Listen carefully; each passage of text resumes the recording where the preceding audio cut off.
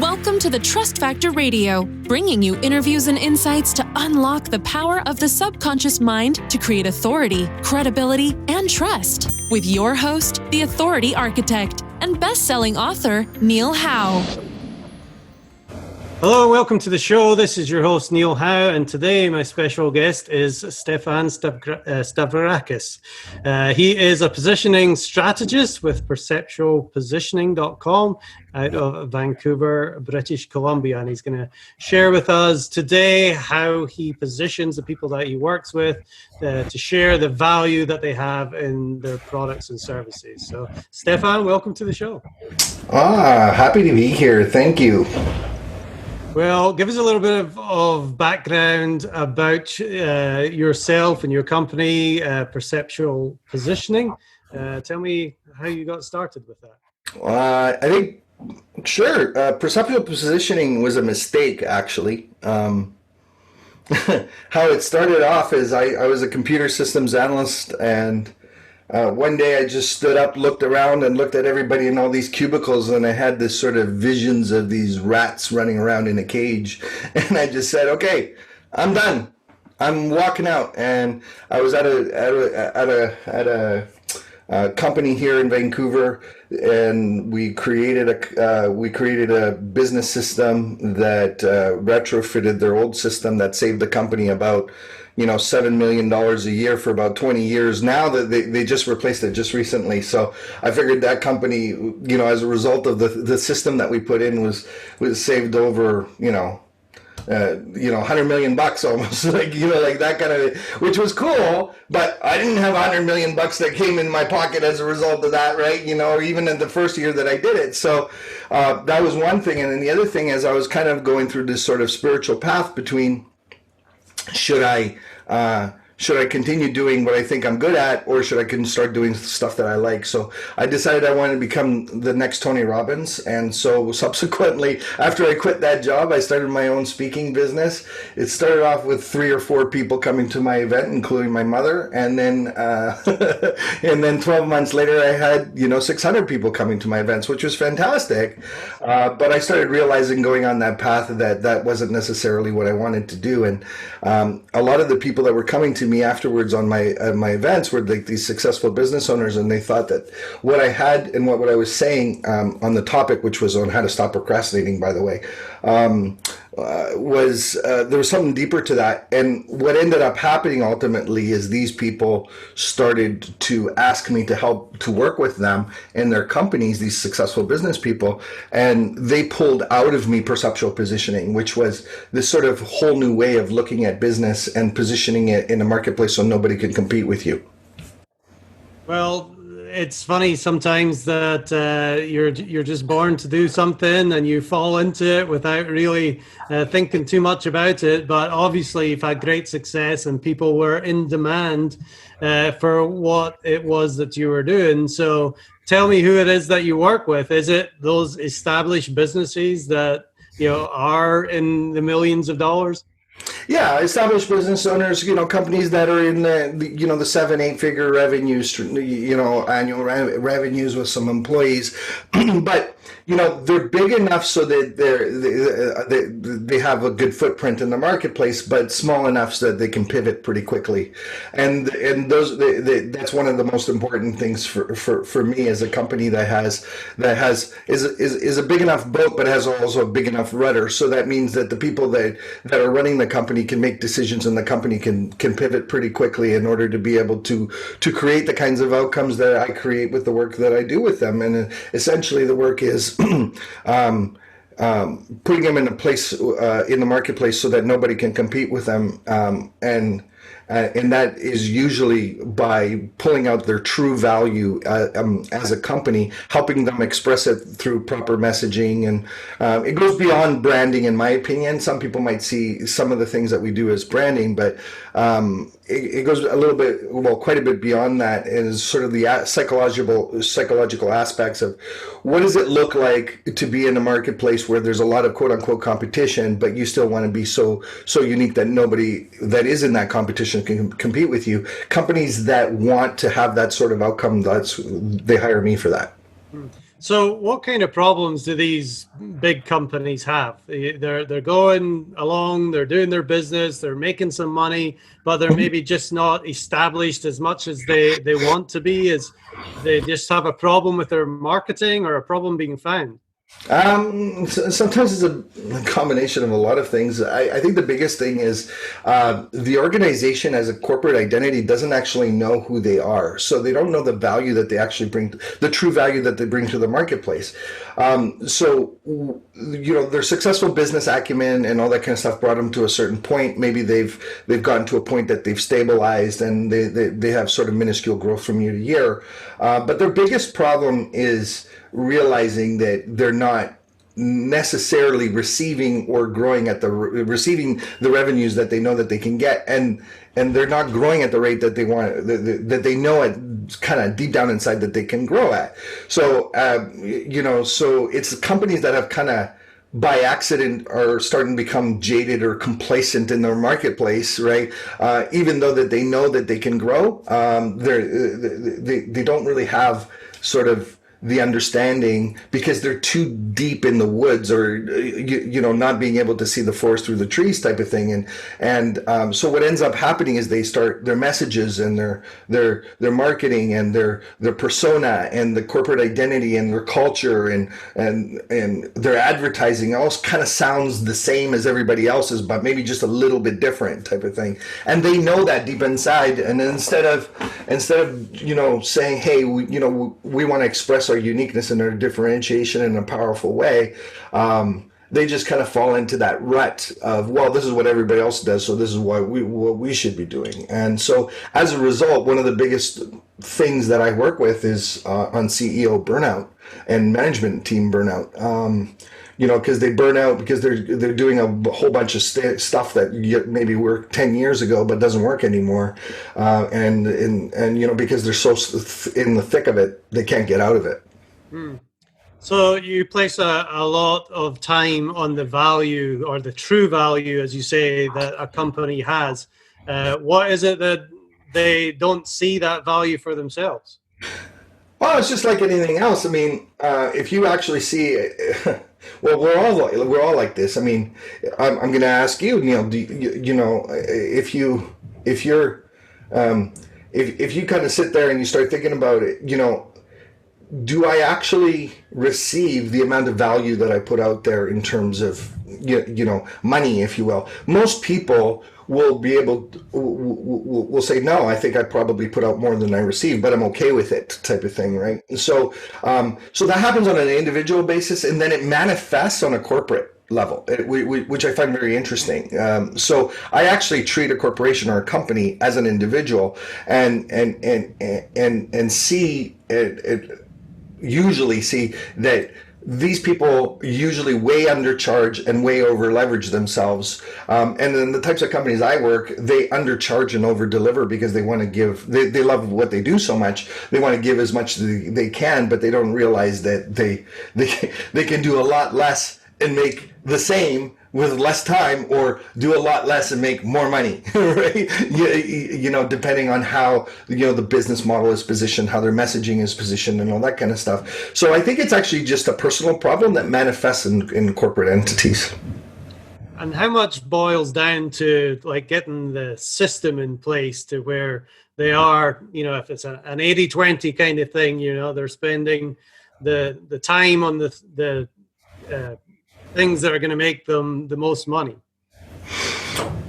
I didn't quite understand the question. So can you just repeat it in a little different way? Yeah. How much does it come down to a system of basically focusing on the things that are going to make them more money rather than, doing all those things that I think you said already that, aren't necessarily working right now? It's funny. Now that you said it, and again, I've heard that before. It's never, what I have found, it's never the system. It's always the character of the systems that were designed.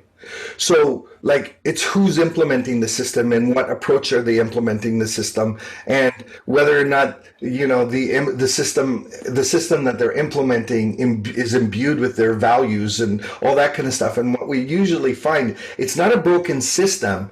It's the person or the people that are running the system are not in the right mind space, personal space, or whatever, actually implementing it. Because there's a lot of systems out there that are not broken. It's just broken people running the systems, right? So I really truly believe that it's, and you know, I've been doing this now for 20 years. So it appears to me is that the systems work themselves out as the people within the systems realize how to work together and how to work under a similar type of umbrella, all up on the same page, everybody focused on the right things, and being able to express the truth of the value of the business and how much they love it and all that other kind of stuff, and kind of bringing the soul back into soulless systems, the soul back into the corporation, the soul back into the companies. And that, I think, that's the difference that makes the difference. It's not redesigning and focusing on the systems. It's redesigning and focus on how you perceive what you're doing and how you're doing it, and then how that translates to the employees and the culture within the company, and then hence how that then transfers to the rest of the business world, or the people that perceive them as a company type of thing, right? So to me, it's not a systemic problem. I think just like most of the businesses that I've seen, is more about decision-making problems, intercommunication problems, value articulation problems, message dissemination problems, those kinds of things. So when you start working with a new company, what is it that you are really going in and looking for that might stand out right away to you that the company might not see themselves? Good question. The thing that I usually see is underleveraged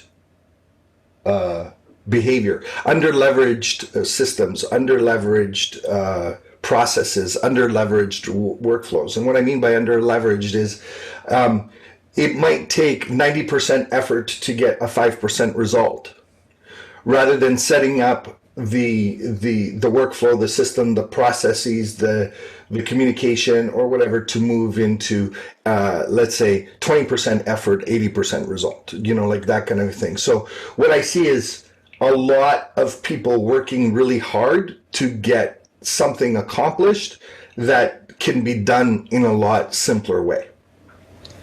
Right, and that's a good solution. Obviously, the less work you can do for the greater results.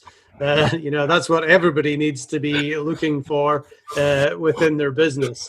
Yeah, I think people just complicate their businesses too much, and it usually has to do with Band-Aid solutions. So what ends up happening is you create these Frankenstein cultures, what I call Frankenstein cultures, which is the culture and all how it handles business and how it interacts, and is all kind of pieced together, where we had HR problem in this place, and then we put this principle, this thing in effect, and we put this in effect, and next thing you know, you create this juggernaut of complicated systems within a company, and then 10 years later you look back and you say, well, we could have done that we could have had that outcome, because hindsight is 20/20, of course. We could have had that outcome with like 10 less steps or 20 less steps rather than that, right? And then obviously the more steps that you have, the more costs increase. So usually that's what I see anyways, is those, and I'm talking also even message dissemination in the marketplace, all of those things. Like too many people complicate it. And it doesn't have to be that complicated. And if you can see the forest through the trees, you can see the path very, very differently when you're not involved, and especially emotionally involved in what you've done for the past 10 years type of thing. So that's why I think we all need, all of us, we need someone to be able to look at what we do and look at it from a perspective that we can't think of. And give us, ways of getting to similar outcomes with less amount of effort. So once you've gone in and you've had a look at what's going on in the company, and you find that true value that they might be missing, what kind of marketing or promotion do you do once you got that message on point? Well, the first one is to go back to all the old clients that they all had already, and identify the ones that were like kind of raving fans, and put a system in place to use the raving fans as a mechanism of growth, rather than using the just letting them go. So usually most people say, oh yeah, we put some sort of marketing, we got to put a new marketing strategy in place and add new things. But if you're an established company, chances are there's a lot of bottlenecks and a lot of holes and a lot of underleveraged outcomes that are within the established business already. So my first approach is, where are they leaving money on the table right now without having to add anything new? So the only cost would be me and my team, let's say, right? It wouldn't be anything else. So that, and usually I find, oh man, tons of money left on the table usually, so putting something new in place becomes like on phase 3. So phase 1 is identifying where there's sort of on all these underleveraged assets and all that kind of stuff. Phase 2 is to implement new, what I would call kind of like a new corporate persona, which is more in alignment with the character and the beingness and the soul of the company and what the originating idea was. And then finally, phase number 3. So that was 2. Phase number 3 is the phase where we say, well, if we didn't get what we wanted out of phase 1 and 2, then let's start now looking at doing some outcomes in phase number 3 by adding, more sort of processes on the, on the marketing side or on the business model side or whatever, or reconstruct something at the, in phase 3 that is more in line with the values, the soul of the company, if you will, and what we learned in phase 1 and 2. So give me an example of somebody that you've worked with. You don't need to name names or anything if you don't want to, but give me an example of what you were able to do for that company, what issues they had, and ultimately what were the results for them. Sure. Well, there's a few. Probably the one the one that I like to talk about a lot. Mostly because it allowed me to sort of to implement in a lot of different ways, was a software company that would build build software that would predict before big machines would break down, like locomotive engines and big pumps and all those kinds of things. And what it would do is it would kind of sense. The software would put sensors across this entire machine, and if something breaks down, it's like because the bearings were shot or something to that effect. Well, this would do tests all the way down to the oil viscosity, if you will, and it would predict 30 days before the viscosity got to the point that the bearings would break down, and so on and so forth. So then if right now that software is actually running where with Exxon, where they had the Exxon Valdez problem type of thing. They wouldn't have had that problem if this company was their software was used by this company, or that company was using this software. Anyways, long story short, smaller company, a few employees. They were up against the likes of IBM, Microsoft, GE Capital, a bunch of other, big juggernauts when it came to brands. And they're just this smaller company. And so they were struggling for about 15 some odd years. I mean, they did great. The software was good. They went through a bunch of rounds of funding and all this other kind of stuff. But when it came down to their communication was, we're just like the other guys, but better. And that's essentially what it kind of ended up being. And what I ended up doing is I ended up understanding the core, by digging deep with the management team, understanding the core reason for the existence of the organization, which was to make sure, like, I found out that the owner created the organization because he was sick and tired in Ireland, by the way, to see his friends die in industrial accidents. So I said, and you could hear and feel the emotion when he was talking about that. And I said, man, let's just bottle that up, because that's the truth. That's the authentic thing. Anyways, we did that. It took about a year and a bit. We were executing it in different marketing strategies, mostly around identifying where they got 80% of their clients, and then focusing on fixing that process, if you will, with the new messaging and the new approach and the new sort of presence. Next thing you know, you got companies like GE Capital, coming into the meetings and stealing PowerPoint slides and all this other kind of stuff, right? Anyways, they got their top 5 biggest clients. They got bought out for about, 65, 70 million or something like that within a year. Do I say that it's because of the work that we did? Maybe. It happened the year that I was working with them. So yeah, so I have a feeling that the work that we did, brought the truth in the marketplace. And then, it didn't matter that IBM and Microsoft and GE Capital and all these other places were actually creating software like this predictive software, because, they had their own market, they had their own message, they had their own perspective, and it was true. It was what I would call a true message, which is a message that a person recognize that it's beyond like, I just have a good product or service. It's something that it has to be done. So their message basically changed from, we build smart machines, to, let's create a planet that doesn't break down so that people don't die. Yeah. And it was mind-blowing, the response that we got with that. Like, I mean, the CEO happily walked around and did, presentations and stuff like that on it, because now he was involved energetically in his passion beyond just creating the thing that he created. It was more like, we have a mission now, right? And that mission made every other sort of quote-unquote competitor look like, no matter how big their brand was, looked like nothing compared to them. So that's what we did. Excellent. Well, let's dig into some of the things that you mentioned there a little bit more, because I think this is really where the value is.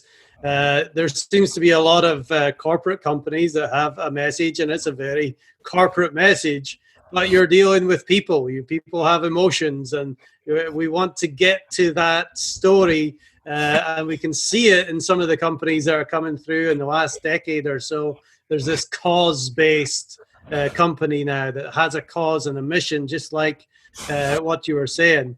Yeah. Is that one of the big mistakes that you see many corporate companies making? Well, I think the biggest mistake is that people do things because they think that people, like corporations and companies, obviously people within them, do things and make decisions for the company they think that will make the company more viable or more successful in terms of, people will want this, so let's do that. So everybody jumps on this sort of buzz bandwagon where everybody says the same thing or does the same thing. So like you were saying, well, yeah, there's a lot of companies now that they're using this mission-based approach, right? But the truth is it, how I look at it is the mistake that people make is that they create they create marketing processes and business models that they think will work, not the ones that they want to share. And so there's a power, and I can't really explain it other than you just have to implement it to know. There's a power in going out there and just being and doing what you want to do. So if it's a mission, to do that, then great, right? But that's the truth of it, right? So, but if it's not a mission and you're just doing a mission because everybody else is doing it, or you're doing a mission because you think you're going to make more money or whatever it is, that's the problem. The problem is doing things in the marketplace, saying things in the marketplace, expressing, doing presentations, newsletter, whatever that you think that people would get excited about, but you're not excited about it because it's not coming out of you. So my thing is, I find the truth of the reason for the existence of this idea, and then package the entire business around that. And I believe if more people did that, then more people would grow their businesses in a more effortless way. Because it's not like doing a dog and pony show trying to present something to other people in a way that you think that they're going to buy it. There's just like, here's who I am. It's WYSIWYG, right? What you see, it's what you get. You either love me or you hate me. That is what I want to see more of in companies, is the fact of the true authentic nature of the human being reflected in the entire design of the organization, which we don't. So I actually see soulless businesses out there, and I call them soulless is because there's no reason for their existence other than, well, we're there to make money, and how we're making it is, seeing what other people are doing and doing maybe just a little bit different or a little bit better, rather than, here I am, here's what I like to do, here's what I love to share, here's what I love to express, here's how I love to express it. If you're on, you're in. That creates a captive market with high loyalty, with very low attrition, and huge amounts of goodwill that they want to talk to other people about it. Because the market that buys from that specific company can't buy from any other company, because they can't see themselves buying from something that doesn't resonate with them. So you want to expand your resonance, your personal resonance, into the culture and the organization and the communication of the organization, and then let that resonance then go out into the marketplace. And then that resonance is the selector, not you and your intellect and your strategies and your techniques and your all that kind of stuff. That's how I see it. Well, that's beautiful. It's definitely a beautiful thing. And when you have a company like that, the people see the passion that you have for whatever the product or service is, it really renders the competition useless, because they don't want to deal with anybody else. They want to deal with you. Exactly. And you see this with people all the time. You meet a person, you've just met them, like we met, and within 5 minutes, it's just like I've known you all my life type of thing, right? There's a resonant energy there, right? And that is the thing that I believe creates massive growth and scale in an effortless way.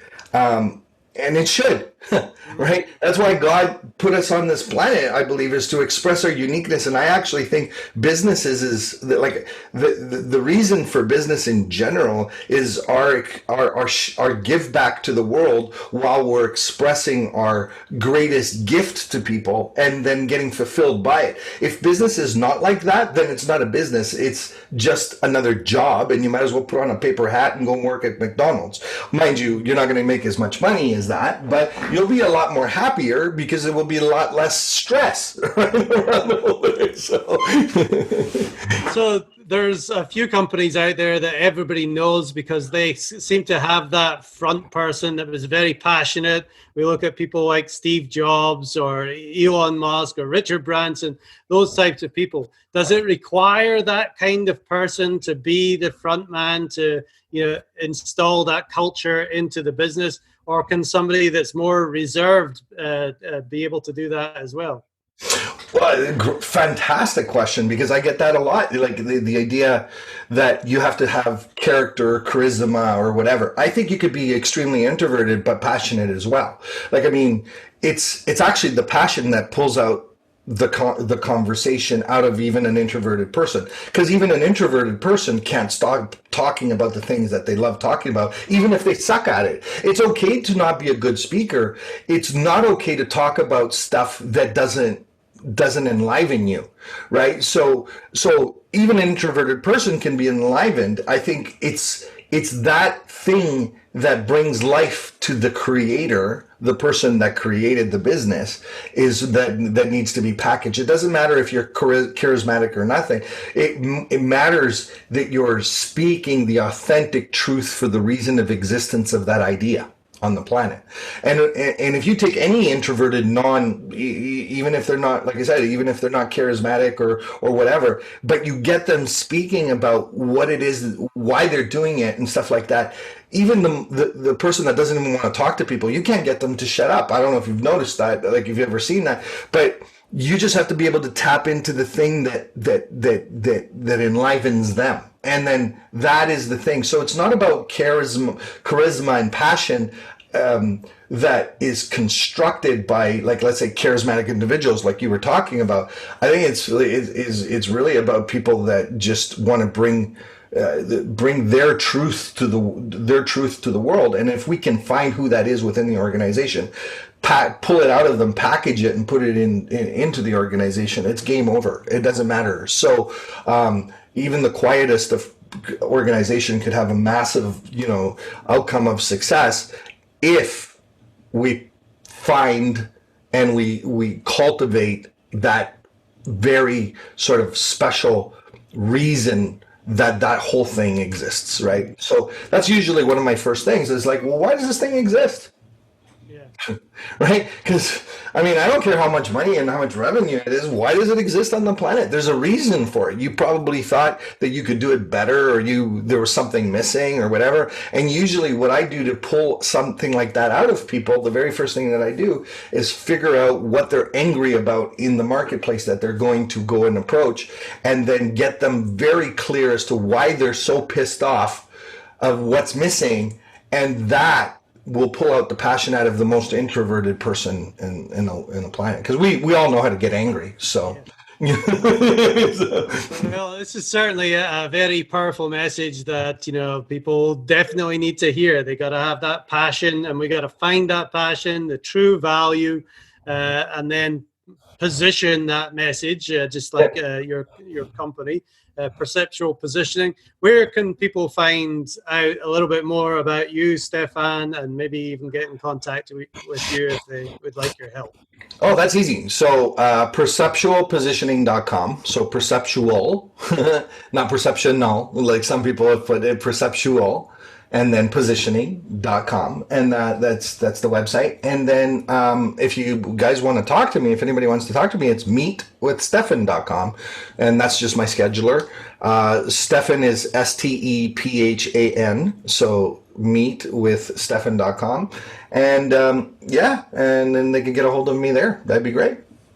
Well, fantastic. I've really enjoyed this conversation, Stephan. You obviously have a massive passion for what it is that you do yourself, and that is to help other people find that passion and that true value that they bring to the market. And again, we go back to the reason why people are in business in the first place. Stephan Stavrakis, it's been a pleasure talking to you, and thanks for being a guest on the Trust Factor Radio. Thanks. And to our listening audience, if you like what you hear, hit that like button and share, and we will see you next time. You've been listening to the Trust Factor Radio with Neil Howe. To learn about the resources mentioned in the show and to listen to past episodes, go to thetrustfactorradio.com. To get a copy of the book, The Trust Factor, go to thetrustfactorbook.com. If you are ready to act now and build your authority, credibility, and trust, schedule a consultation with Neil at theauthorityarchitect.com.